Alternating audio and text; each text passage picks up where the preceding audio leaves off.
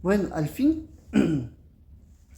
hemos llegado a el cumplimiento de lo que se nos ha venido anunciando por medio de las redes sociales, medios de comunicación, en cuanto a lo que es el eclipse de sol que se va a producir ya en unas horas. Más o menos a mediodía sucederá acá en Guatemala sin ser completamente eclipse total. Ni siquiera creería yo que es un eclipse parcial porque es una mínima parte del sol la que en esta zona se va a cubrir. Como si lo sucederá en algunas ciudades de Estados Unidos, de México y de Canadá. Bueno, este es el gran día esperado por muchos falsos profetas que andan diciendo por ahí que el mundo se va a acabar, que este es el eclipse del apocalipsis. Qué fácil es hablar, qué fácil es decir que después de este eclipse van a venir terremotos. Evidentemente van a seguir habiendo terremotos en el mundo, porque eso es natural, es geológico. Qué fácil es decir que viene la tercera guerra mundial después del eclipse, cuando muy probablemente la guerra mundial comenzó hace un año entre Rusia y Ucrania. Qué fácil es decirlo, o sea, bien dijo el Señor que para los últimos tiempos proliferarían falsos profetas. Y esos son todos los que están hablando hoy, de que el mundo se va a acabar. Qué fácil es decir que viene la guerra nuclear, cuando es más que evidente las amenazas que se han estado haciendo entre rusos y occidentales.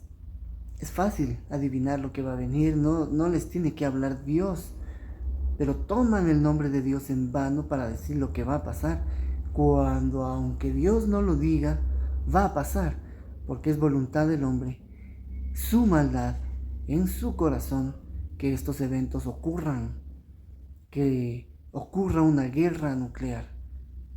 Es más que evidente. Sin embargo, sabemos que eso está profetizado por verdaderos profetas siglos atrás, no ahora que los hechos están pasando.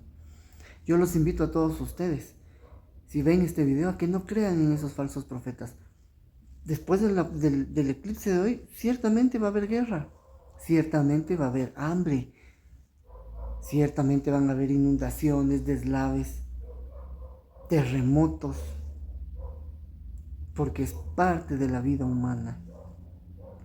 Y se están colgando del eclipse que viene para anunciar todos estos hechos que van a seguir pasando, esos falsos profetas. Ya en otros videos ya he dicho lo que realmente está aconteciendo y lo que seguirá pasando. Porque sí son los últimos tiempos. No me hago llamar profeta porque no lo soy. Simplemente soy un observador de las cosas que están sucediendo, sobre todo al interior de la iglesia, no en el mundo. Quizás para el mundo han quedado reservadas estas señales como el eclipse de luna, el eclipse de sol, la guerra, pero en lo espiritual estas señales han quedado reservadas únicamente para el pueblo de Dios, la iglesia. ¿Qué ocurre con el eclipse de sol? ¿Qué dijo el Señor con respecto al eclipse de sol en Mateo 12, versículo 29, Mateo 24, versículo 29? Porque después de esos días de angustia, ¿qué días se refiere el Señor? ¿Qué días de angustia?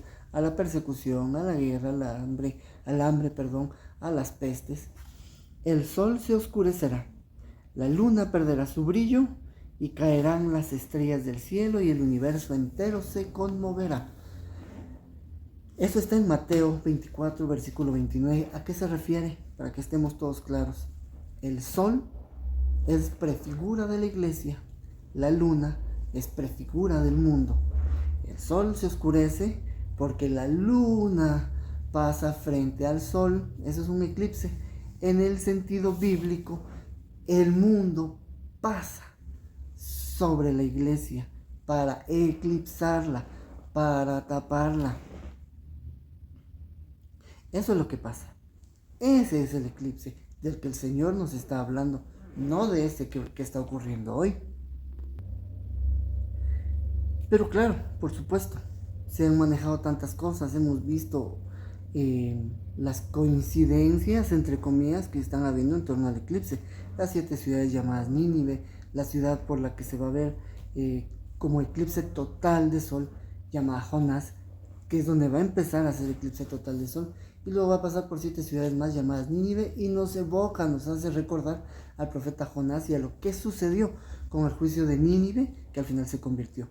un llamado sin duda de Dios para esta humanidad a que se convierta. Pero si continuamos con ese lado de la profecía, nos damos cuenta de que en Apocalipsis el Señor le habla a San Juan, quien escribió el Apocalipsis, y dice lo siguiente: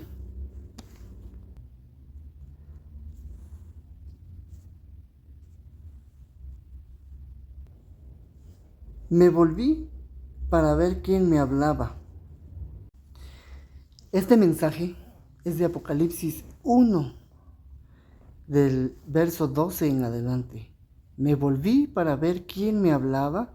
Detrás de mí había 7 candeleros de oro, y en medio de los candeleros de oro vi a uno que es como hijo de hombre, con un vestido que llegaba hasta los pies y un cinturón de oro a la altura del pecho.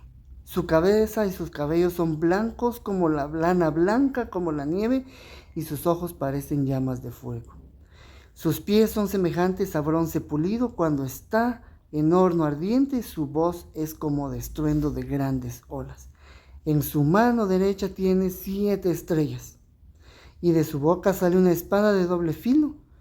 Su cara es como el sol cuando brilla con toda su fuerza. Esa explicación se la da después al apóstol y le dice que esos 7 candelabros de oro son las iglesias, y las estrellas que están en su mano son los ángeles que cuidan esas iglesias. Y su cara es como el sol. Sol, otra vez, como en la profecía de Mateo 24, versículo 29. Pero ya vimos que es el sol. Es prefigura de la iglesia.